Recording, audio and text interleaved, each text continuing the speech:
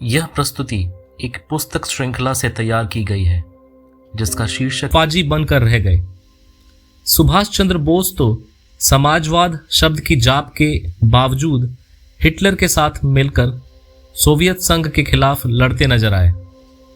साहित्य व संस्कृति के अंतर्राष्ट्रीय स्तंभ रविंद्रनाथ ठाकुर ने उसकी प्रशंसा मुक्त कंठ से की, उसकी प्रक्रिया पर भी प्रकाश डाला, लेकिन वे भी भारत में कम्युनिज्म के पक्ष में संघर्ष करते नजर नहीं आए। यह सब अहिंसावादी थे, अहिंसा के पुजारी। इस व्रत की रक्षा के लिए स्वतंत्रता का परित्याग भी कर सकते थे। दूसरी धारा अहिंसा से जकड़ी हुई नहीं थी। ये लोग किसी भी मार्ग का सहारा लेकर अंग्रेजों को भगाने को इच्छुक थे। इनमें से कुछ लोग मॉस्को जाकर लेनिन से भी मिले।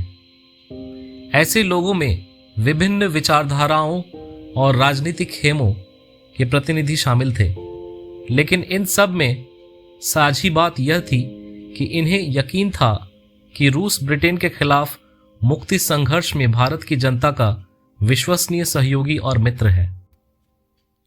इन लोगों में इतिहासकार अयोध्या सिंह के अनुसार पहला नाम सर्व इस्लामवाद से प्रभावित अब्दुल जब्बार खैरी और अब्दुल सत्तार खैरी का आता है, जिन्हें 23 नवंबर 1918 को पहले भारतीय की हैसियत से लेनिन से मिलने का गौरव प्राप्त हुआ था। लेकिन अयोध्या सिंह के अनुसार ही वे किसी संगठन या संस्था के प्रतिनिधि नहीं थे। दरअसल प्रतिनिधि की हैसियत से सबसे पहले मिलने का श्रेय महेंद्र प्रताप और उनके साथियों को जाता है। इस प्रतिनिधि मंडल में ब्रिटिश राज के खिलाफ संघर्ष की प्रतिबद्धता से ओतप्रोत विभिन्न धाराओं के लोग शामिल थे। इनकी विविधता का नमूना कुछ उदाहरणों से समझा जा सकता है। इस प्रतिनिधि मंडल के नेता महेंद्र प्रताप देश छोड़ने के पहले कांग्रेस में थे और वे अफगानिस्तान की राजधानी काबुल में स्थित निर्वासित सरकार के राष्ट्रपति थे।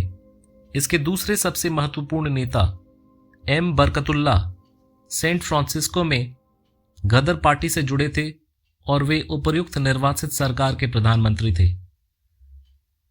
इसके तीसरे नेता मोहम्मद रब सर्व इस्लामाबाद से प्रभावित थे। इसके अन्य व्यक्ति थे मंडयम प्रतिवादी भयंकर, तिरुमल आचार्य, दिलीप सिंह गिल और बरकतुल्ला का नौकर। लेनिन के साथ इनकी मुलाकात की सबसे दिलचस्प घटना यह है कि महेंद्र प्रताप ने अपनी पुस्तक प्रेम धर्म लेनिन को भेंट की। उन्हें यह जानकर आश्चर्य हुआ कि लेनिन वह पुस्तक एक दिन पहले ही मंगाकर पढ़ चुके थे और इस पर उनकी टिप्पणी थी कि आपके विचार टॉल्स्टॉय से मिलते जुलते हैं। रूसी क्रांति में जिनके विचारों का कोई खास योगदान नहीं रहा था, इसलिए आप भारत में वर्ग संघर्ष का प्रचार कीजिए। ये थे मॉस्को का दौरा करने वाले गैर कम्युनिस्ट नेता, जिनका उद्देश्य भारत में कम्युनिस्ट पार्टी का निर्माण करना नहीं था। इससे अलग उनका उद्देश्य था हथियारबंद संघर्ष का प्रशिक्षण और सहयोग लेकर भारत में ब्रिटिश राज के खिलाफ सशस्त्र संघर्ष की शुरुआत करना।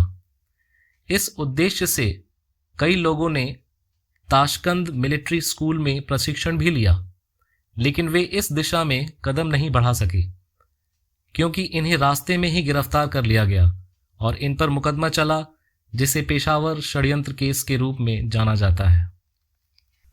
भारत की कम्युनिस्ट पार्टी बनाने का पहला प्रयास रूस में ही हुआ था। इतिहासकार अयोध्या सिंह ने तथ्यों का हवाला देते हुए भारत का मुक्ति संग्राम में उल्लेख किया है कि 17 अक्टूबर 1920 को कमिंटर्न के निर्णय के आधार पर पार्टी की स्थापना की गई, जिसमें निम्नलिखित सदस्य शामिल थे: M N. Roy, Evelyn Trent Roy, A N. Mukherjee, Rosa Fitingof, Mohammad Ali, Mohammad शफीफ Siddiqui और आचार्य एम प्रतिवादी भयंकर। शफीक इस कमेटी के सचिव चुने गए थे, लेकिन इस संगठन के सैद्धांतिक नेता एम.एन. रॉय थे। अपनी जीवन यात्रा ब्रिटिश साम्राज्य की कठपुतली के रूप में शुरू की थी और बाद में दलाल की मंजिल तक पहुंच सकी थी। इस प्रकार दोनों ही मामलों यानी वैचारिक और राजनीतिक में उन्होंने अपना पक्ष बदल दिया, बिल्कुल विपरीत अवस्था में पहुंच गए। यह कैसे हुआ? उनकी इस विकास यात्रा को समझने के लिए उनके राजनीतिक जीवन के उतार चढ़ाव पर नजर डालनी होगी। इनकी राजनीतिक यात्रा जुझारू संगठन अनुशीलन से शुरू हुई थी।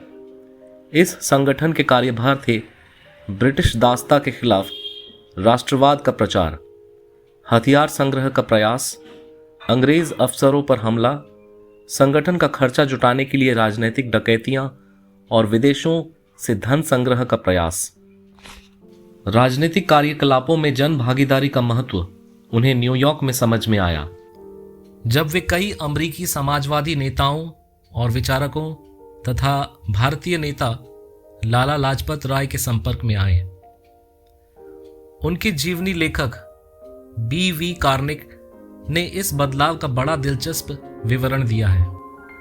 शुरू में उन्होंने मार्क्सवाद का अध्ययन इस विचार का खंडन करने के लिए शुरू किया था, लेकिन बाद में उन्हें पता चला कि वे तो उसके प्रभाव में आ चुके हैं।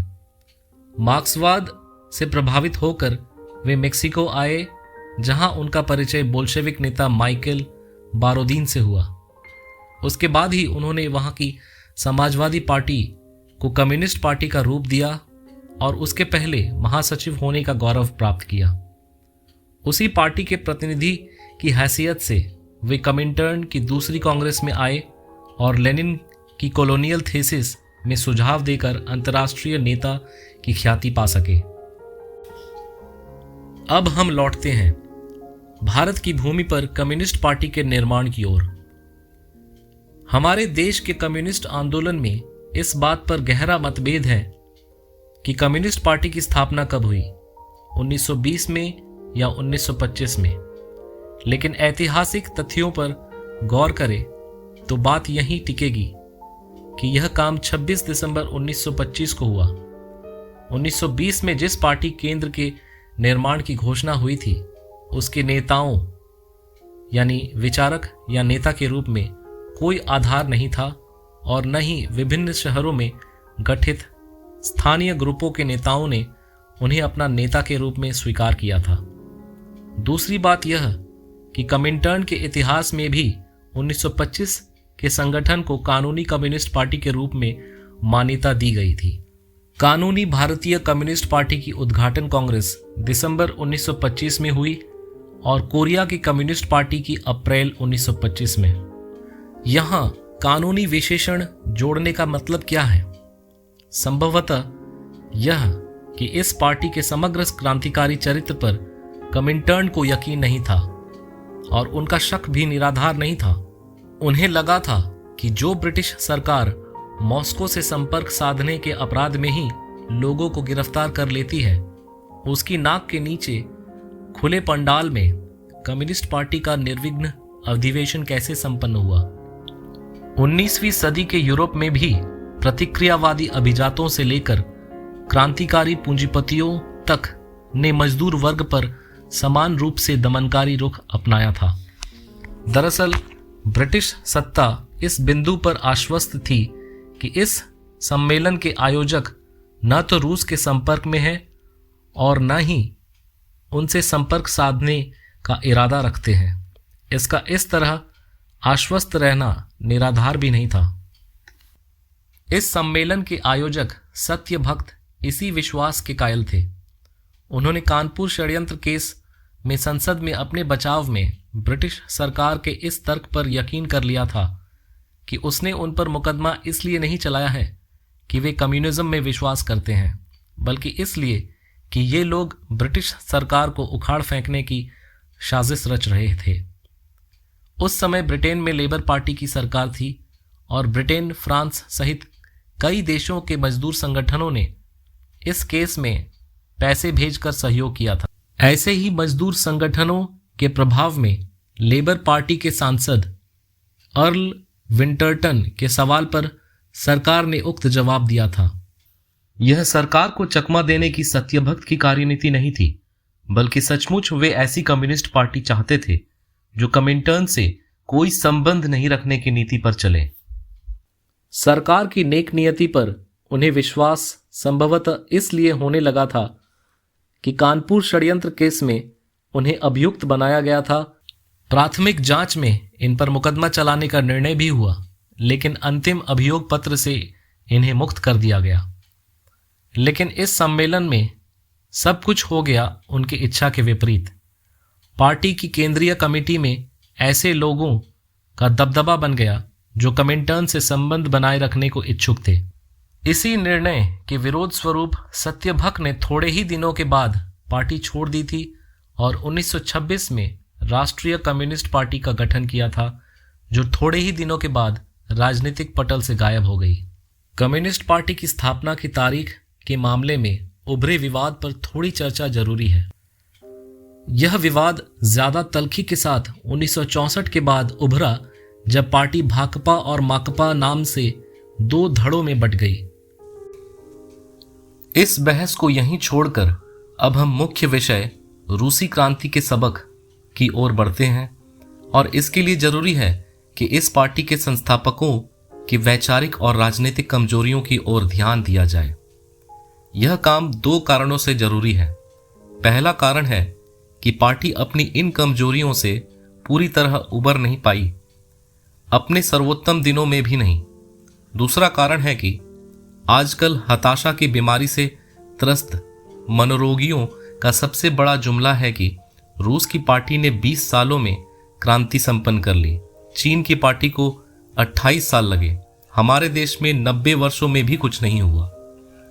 भावी पीढ़ियों के मन में वे जहर घोल देते हैं कि भारत में न कुछ हुआ है और न कुछ हो सकता है। जनता के बीच संघर्ष की मजबूत जमीन तैयार करने के लिए जरूरी है कि इन मनोविकारों को दूर किया जाए। किसी कम्युनिस्ट पार्टी का सर्वहारा चरित्र उसके 3 लक्षणों से निर्धारित होता है: सर्वहारा अंतर्राष्ट्रीयतावाद, सर्वहारा अधिनायकत्व और पूंजीवादी संपत्ति संबंधों का नाश। उपनिवेशों, अर्ध उपनिवेशों में तीसरे की शुरुआत साम्राज्यवाद के नाश के एजेंडे से होती है। हम देख चुके हैं कि स्थापना समारोह के मुख्य आयोजक सत्यभक्त एलानिया तौर पर सर्वहारा अंतर्राष्ट्रीयतावाद के कट्टर विरोधी थे। उनके राजनीतिक जीवन की शुरुआत गांधीवादी राजनीति से हुई थी। गांधी आश्रम में ही वे चकनलाल से सत्यभक्त बने थे। 1922 में सविनय अवज्ञा आंदोलन की अचानक वापसी के बाद इनका मोह भंग हुआ और वे आतंकवाद की राह पर चल पड़े। बाद में कम्युनिस्ट साहित्य से प्रभावित हुए और अधकचरी समझ के साथ कम्युनिस्ट पार्टी के गठन के काम में जुड़ गए। उनकी सैद्धांतिक समझ पर प्रकाश डालने के लिए अयोध्या सिंह अपनी पुस्तक में स्थापना सम्मेलन से पहले प्रकाशित उनके पर्चे से उद्धृत करते हैं: श्रमजीवियों का कर्तव्य है कि वे खुलकर अपने को संगठित करें और राजनीतिक आंदोलनों में पूरी तरह हिस्सा लें। इस तरह वे सब छोटी बड़ी काउंसिलों, बोर्डों, म्युनिसिपैलिटियों तथा अन्य संस्थाओं पर जो आज देश पर शासन कर रही है, कब्जा करने में समर्थन होंगे। भारतीय साम्यवादी दल उन सब अन्य पार्टियों पर जो धनियों या पूंजीपतियों के साथ खुला या गुप्त संबंध रखती है, कब्जा करने या उनको अपने में मिला लेने को पूरी तरह कटिबद्ध है। इस उद्देश्य की तुलना रूसी क्रांति के लक्ष्य व उद्देश्य से कर लीजिए। साफ हो जाएगा कि रूसी क्रांति के प्रभाव में पार्टी बनाने वाले लोग उस क्रांति को किस हद तक समझ पा रहे थे। सत्यभक्त के विचार समझने के बाद अब हम एम सिंगारवेलु के अध्यक्षीय भाषण पर गौर करें। उन्होंने बड़ी साफगोई के साथ कहा है कि हम रूसी बोल्शेविक नहीं हैं और बोल्शेविज्म की भारत में दरकार भी नहीं है। अपनी बात को और साफ करते हुए आगे कहते हैं, हमारे और विश्व कम्युनिस्टों के बीच कोई फर्क नहीं है, किंतु हमारे और बोल्शेविकों के बीच फर्क है। इस घोषणा के उद्देश्य का खुलासा उनकी इस बात से होती है। उम्मीद है कि हमारी स्थिति की यह व्याख्या हमारे पार्टी, हमारे उद्देश्यों और हमारे तरीकों के बारे में प्रचलित उल्टी सीधी आशंकाओं को दूर कर देगी। इस सच को कोई नहीं नकार सकता कि उन दिनों पूरी दुनिया के कम्युनिस्टों के बीच बोल्शेविज्म कम्युनिज्म का पर्याय बन चुका था।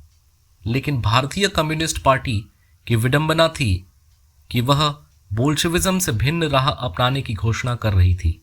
अपने कम्युनिस्ट आदर्श में पूंजी के प्रभुत्व के खात्मे की बात तो वे करते हैं, लेकिन उसका तरीका वर्ग संघर्ष नहीं, वर्ग समन्वय अपनाते हैं। इस मामले में उनके विचार गौर करने लायक हैं।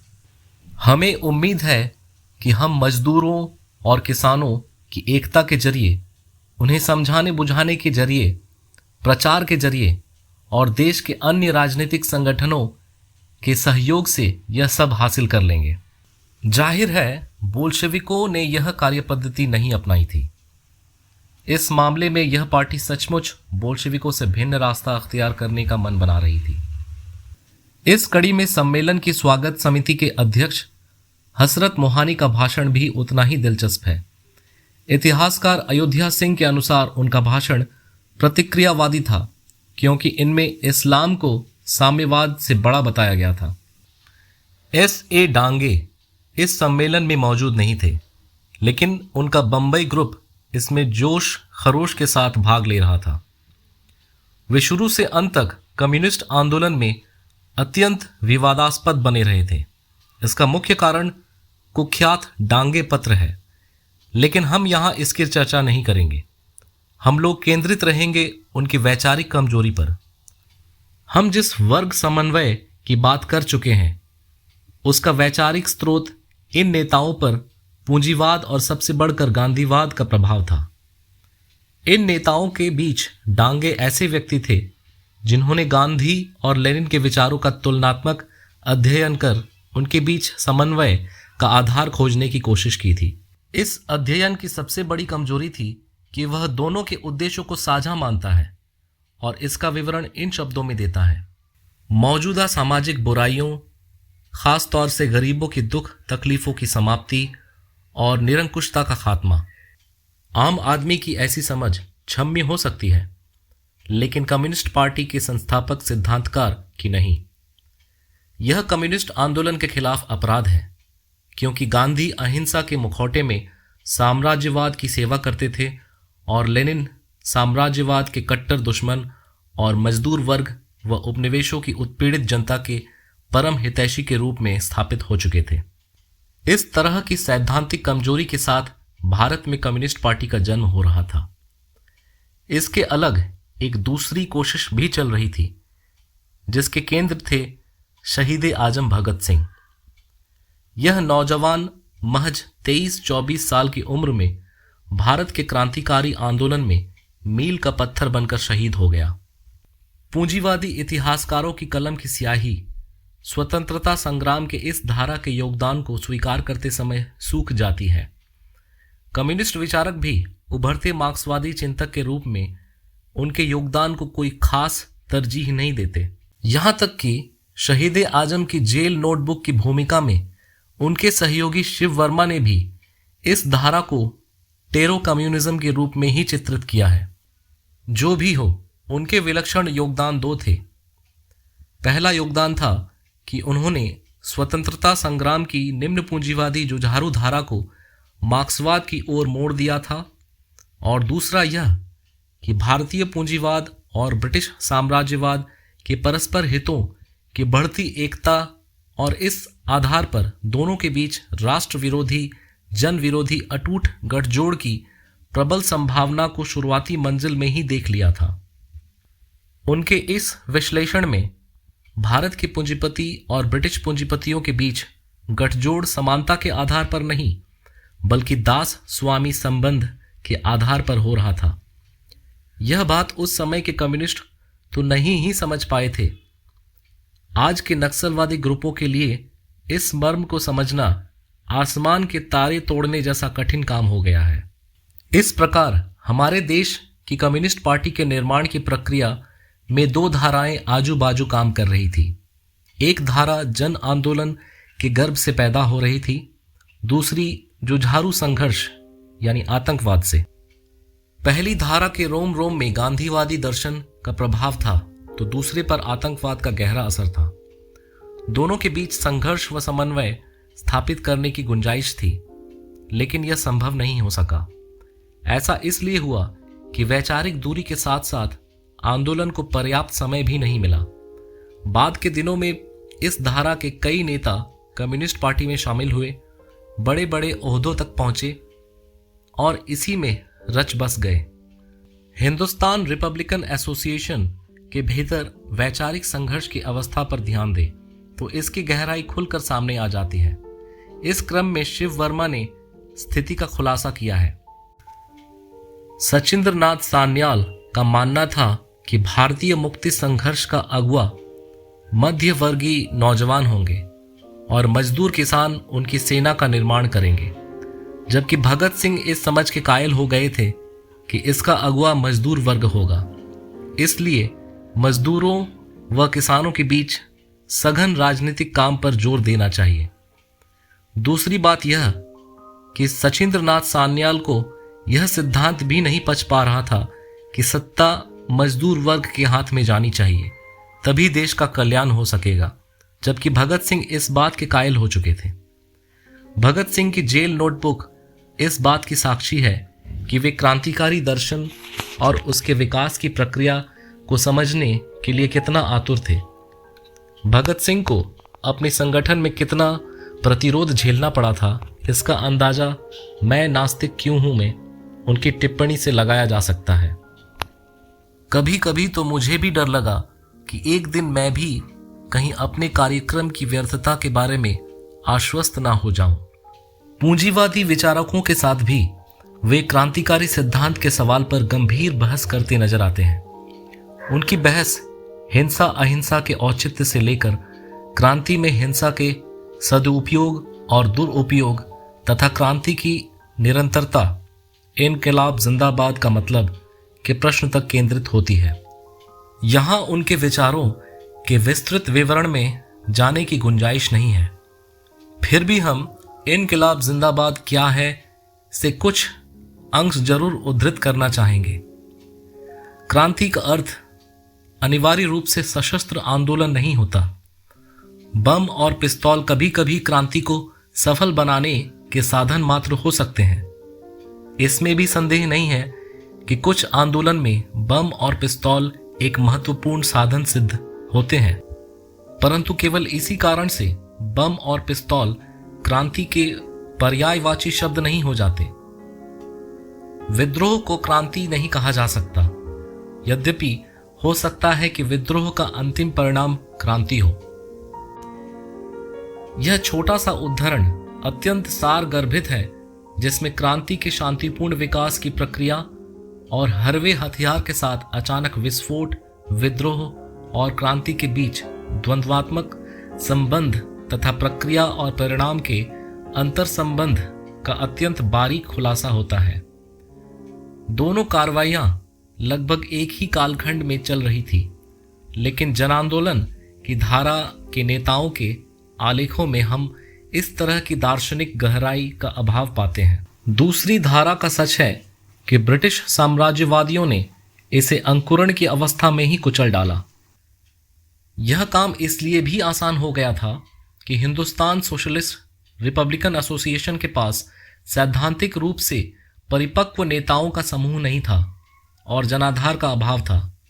इसके विपरीत दूसरी धारा के लोग बुर्जुआ पार्टी के साथ संयुक्त कार्रवाई करने और उसके भीतर राजनीतिक काम करने के नाम पर कुछ एक अपवादिक अवसरों को छोड़कर पूंजीवादी विचारधारा, सबसे महत्वपूर्ण गांधीवाद के सामने समर्पण करते नजर आए। यह तात्कालिक लाभ तो दे सका, लेकिन दीर्घकालिक उद्देश्य में घातक सिद्ध हुआ और अंततः मार्क्सवादी जुमला का जाप करते हुए आंदोलन पूंजीवादी दलदल में धंस गया। इस स्थिति और रूस में मजदूर वर्ग की पार्टी और प्रक्रिया की तुलना भर कर लें तो दोनों का अंतर सामने आ जाएगा।